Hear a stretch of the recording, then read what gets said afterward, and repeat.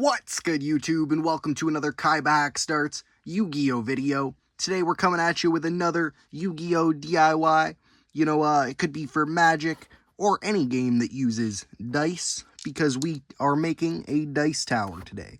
Now, Yu-Gi-Oh isn't known the most for its dice, but if you're playing like a Duke Devlin deck or something along those lines, then maybe you'll need a dice tower.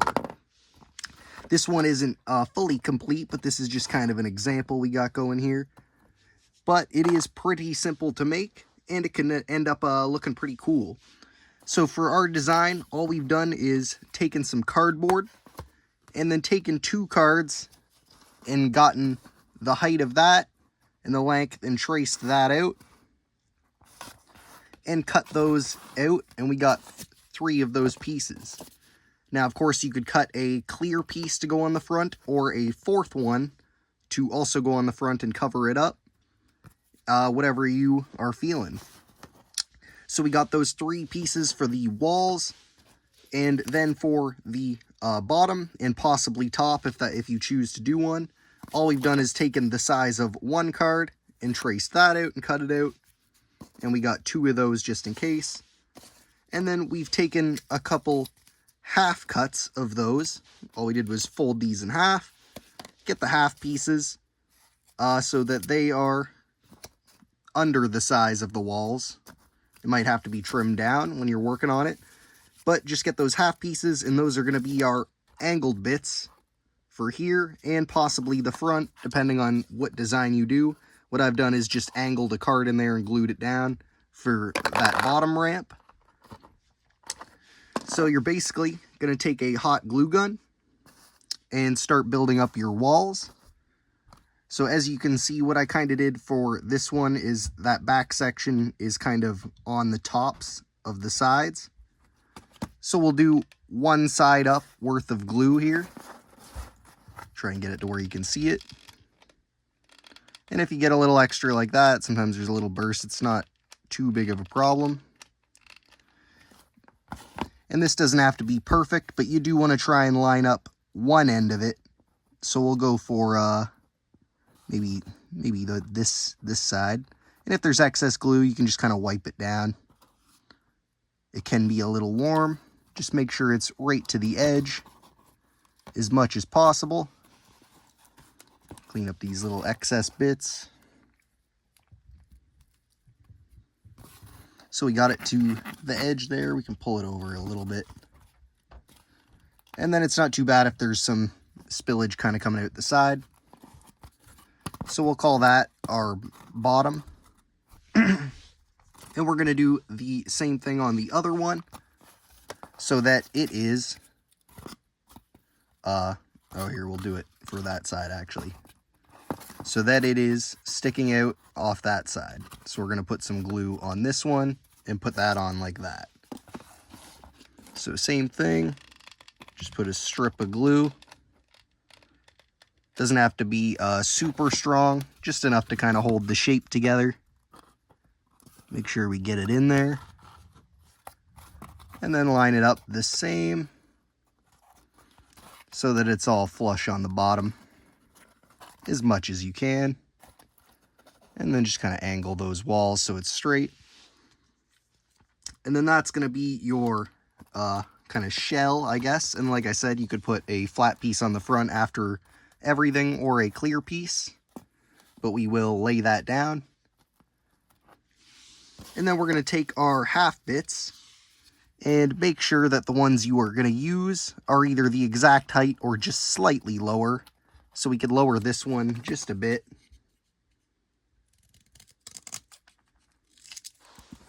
So we'll say we'll use that one, and this one seems to be okay.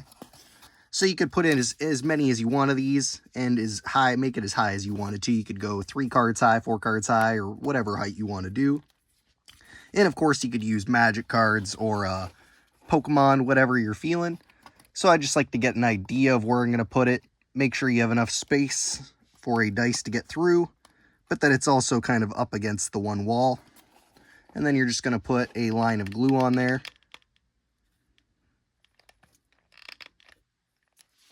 And put it in place.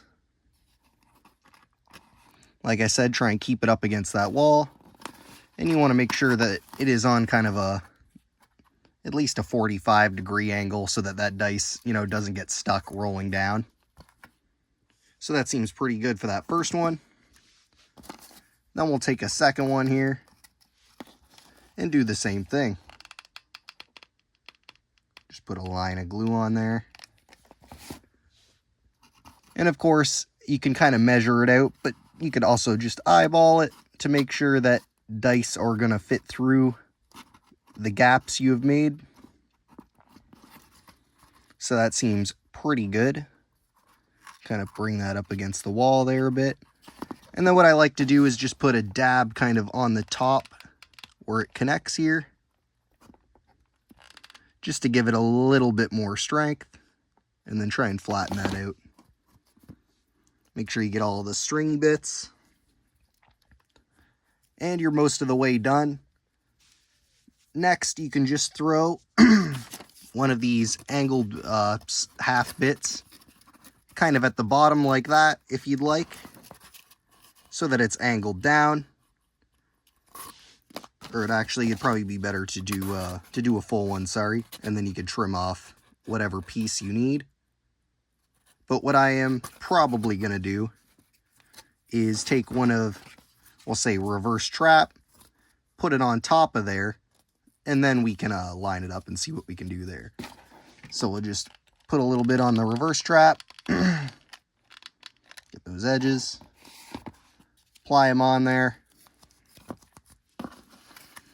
Now we're going to line them up where we want them. Make sure he's on there. And then we're going to glue it from the bottom if we can. You almost kind of fit snug in there, but we'll see what we can do. And try and keep this edge above where you're going to go if you're going to do it this way. So that way you can put a base on it. So we'll stick to about there. And then we'll apply some glue in the bottom here and on the sides.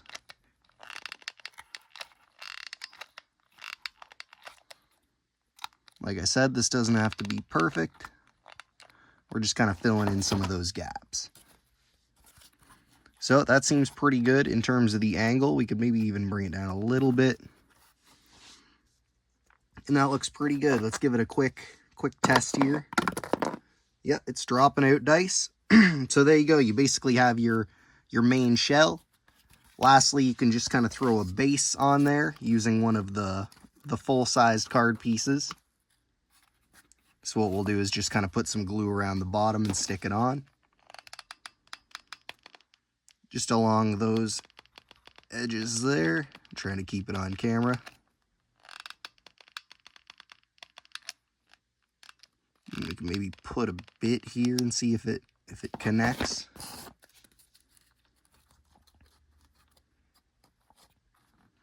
So there we go. Just kind of pat that down. And then, of course, clean up all the glue strings and such. And you could take a half piece and cut off whatever you need to make a lid if you wanted to go a certain degree. I just like to leave the top open. And like I said, you could add a fourth piece that you just cut down to fit over the front, or a clear piece. It does still work like this, but sometimes they do pop out on the front of the front on the roll down. But overall, it looks pretty good. Some other things you can do, obviously, is what I did was add some cards to the side. That's why I made it twice as high. So you can add, whatever you want, like let's see what we got, Grand Tiki Elder here. And we just apply some glue on him. And you could use Mod Podge or whatever glue you got, as long as it's something kind of permanent. Relatively permanent. And then stick them on. And then see we could take them up a second height to make it like this one. And as well, you could do what I did in this one. I just kind of put some glue on the top of the card, put it in, and bent it so it folded out like that. But this way, it is a bit more structurally sound. Something else you might have to do is just add a base to it to widen it out, just a wider base of whatever choosing or size. Some people have kind of a pool at the bottom to catch it. There's lots of different ways you could add to it to, you know, make it a little bit more cooler or effective. See, we got that Grand Tiki Elder. We could flip it, put it on. What do we got? Dark Fire Soldier 2. As you can see, I just grabbed some random old commons for this. Apply some glue on them. And stick them on there. And then you could always add like a clear coat, Mod Podge, whatever to that. Same thing you could do with Pokemon cards or Magic cards. Or whatever cards you're choosing. But like I said, this is a relatively cheap and easy way to make a cool little dice tower. It's light, you know, it's not too cost effective. It doesn't take too much skill. And you can end up with something pretty cool. Especially if you get that clear front on it. Maybe a top. And you could always add some more designs to it, kind of go around the top, maybe with a castle design or something, you know what I mean? Cut it out. Whatever you come up with, you know? So let me know in the comments if you like this, if you're going to build one for yourself, and what ideas you may have. I could always come back with a part 2, like I said, with the front and adding maybe a bit more detail. But if you like this, you know, make sure to like, comment, share, subscribe. Hit that little notification bell so you know when more videos are dropping. Make sure to check out my other Yu-Gi-Oh! DIYs, because, you know, I'm always coming up with some wacky stuff like this. And, thanks for watching. Peace.